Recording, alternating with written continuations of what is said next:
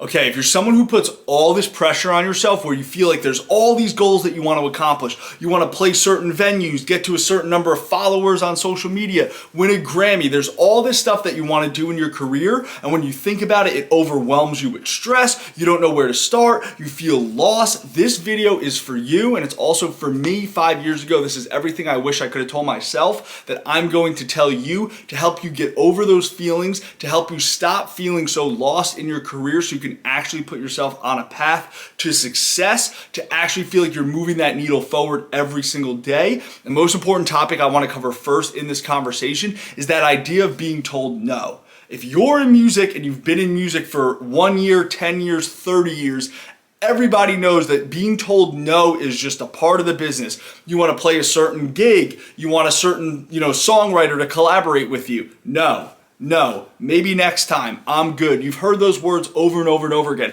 Probably the worst thing that you can hear in the music industry is keep me posted. You send songs to a label or an A&R who reaches out, you send the songs over and they go, sounding good. Keep me posted on what's next. And they just never hit you up again. Or, a manager hits you up and they tell you about all these opportunities and then they go ghost mode. We've all seen that happen. We've all had that happen to us. And the best way to get over that is to understand that to get to where you want to go in any industry, but especially the music industry, which is very unique, and we'll talk about that in a second, why it's so unique. But to get to where you want to go in any industry, you're going to be told no, maybe one time, maybe 1,000 times, but eventually you will be told yes. And if you flip your mindset to look at the no's as you're one step closer to that yes, it's going to ease that pressure. So if somebody told you, hey, listen, you've got to put up with 747 no's, and on 748, you're going to be told yes, and you're going to get that opportunity, then wouldn't you get excited for the no's? Because you would be like, one down, 746 to go. We only got 300 left, and you'd actually get excited for those no's to come in because you know that you're getting so close to the yes. And if you position your mindset in that way to where you're like looking at every no in this lens of one step closer to that yes, one step closer to that success, you're going to feel such an immense weight lifted off of your shoulders to where you're not stressing out every time this opportunity that you hyped up in your head doesn't come through. Somebody reaches out to you, you're getting excited about it, and then they go ghost mode. All of that just kind of takes a back seat to that relaxed mindset of, listen, I'm going to get to where I want to go and need to go on my terms. And that's kind of where I wanted to take this conversation into next, is establishing your music career based on your terms. If you're reliant on another human being, a company, some kind of algorithm, playlist, if anything else is holding power over your career that you don't have control over, that's a problem. You don't want to be reliant on anybody else or anything else to control your success. You want to have that control under your own roof, right? Just like, when you were a kid in high school, if you wanted to go out and party, like some kids had parents where they didn't know what was happening, and then some parents were like, we'd rather have our kid party under our own roof so we could watch him. That's how you have to be with your career. You don't want to be like blind to what's going on with your music career. You want it under your own roof so you can control and watch what happens, and that's what happens when your career is in the hands of other people. You don't know what's going on. You don't know what a manager's doing in the emails and in the DMs without you kind of like being in on that conversation. So is this a knock on managers and labels and all of that? Absolutely not. But to get to that step in your career, to get a manager, to get a label, to get an agency, you've got to establish that foundation yourself and have the foundation of that house be so strong that when the painter comes in, aka the manager, or the label, the bricklayer, and they come in and they start continuing to build that house to be bigger and bigger, you know that the foundation and the roots are you and you control it, and without you that house will crumble, but you could always repaint it, you could always add more bricks, but the foundation is never going to change, and that's how you have to be with your music career. You have to. What I wanted to touch on last in this conversation is realizing, again, like I mentioned earlier, how unique the music industry is compared to all other industries. If you were a lawyer and you went to 100 court cases to defend or, prosecute, and you lost 99 of those cases, you lost them, and then on the 100th case you won, you would be considered a terrible lawyer. You had one win and 99 losses. If you're an artist and you release 99 songs and those 99 songs all do 57 streams, but your 100th song does 1 billion, you're a success. You're huge.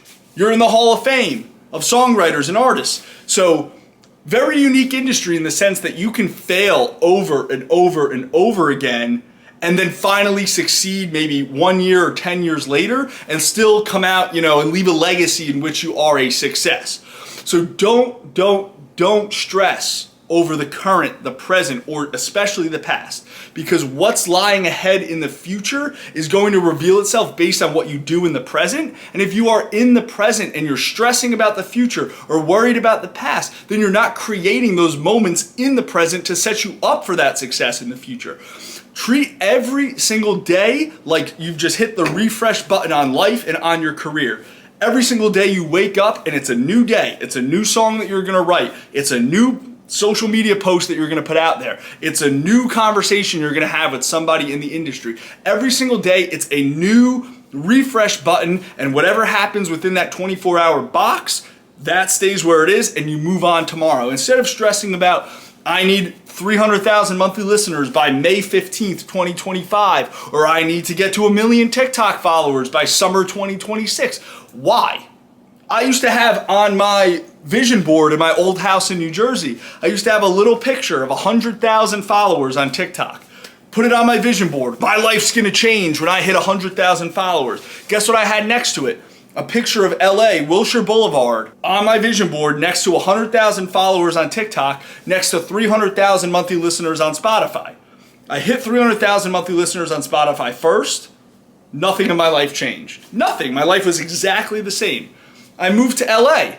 Big life change, but it wasn't, attached to that 300,000 monthly listener number. And then I just hit 100,000 on TikTok 9 months after living in LA.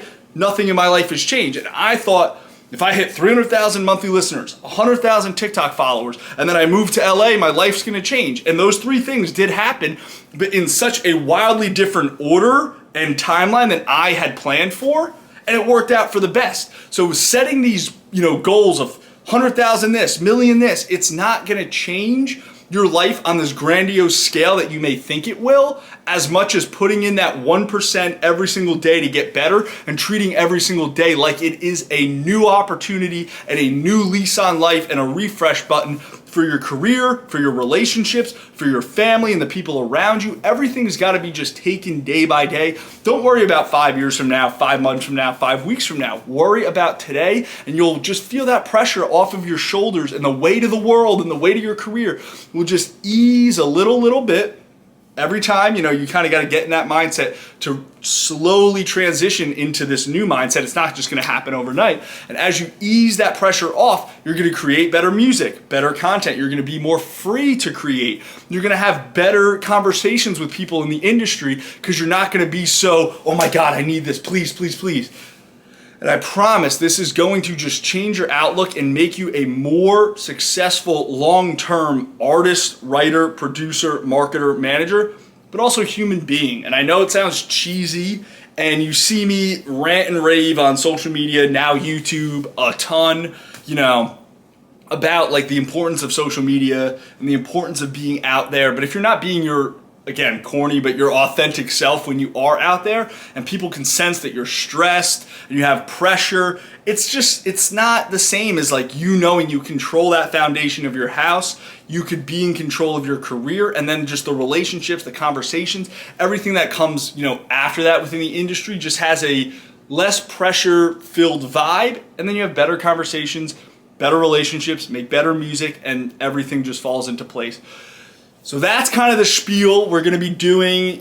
I'm really taking this YouTube thing a lot more seriously to where every week I'm gonna be doing, really high edited, really like masterclass level videos like I did on Wednesday. And then Fridays is just gonna be this unedited, raw conversation with me and you. So if you're not subscribed and you wanna hit that subscribe button to stay tapped into all this stuff, it will be the best decision you've ever made in your career, because I'm not trying to like grift YouTube. I just want to make the videos, especially these Friday videos. I want to make the videos that I wish I could have watched 5 years ago when I started in music, instead of those videos that are like the one hack that you need to mix and master your music to be a Grammy winning producer, and like, oh, buy my sample pack, or you know, like that side of YouTube I got sucked into obviously early, as one does in their music career, and I just wanted to do things differently. I decided if I'm gonna get on YouTube, I want to do things differently and be really, raw and real, especially in these Friday, the real raw rough videos, and just tell it like it is. And I think when you're able to kind of dissect the industry from a very wide lens, as I've fortunately been able to do in my time in the industry, being an artist, DJ, now producer, marketer, working with labels, artists, brands, all this cool stuff, being able to see through the kind of fluff of a lot of it has been almost like my eyes have been reopened, even in the last like 4 to 6 months. And I'm never going to call anybody out by name, but I do want to make these videos to kind of give it to you straight and help you out. And yeah, stay tapped in with the subscribe button. Drop a comment with any insight that you felt was valuable in this video, and then I've got a banger cooked up for next week, all about music industry contracts, all the legal stuff that no one wants to, concern themselves with, but it is important. So that'll be coming next week. This is the end of today's Friday Rough Raw Rant. So I'll see you next week. Peace.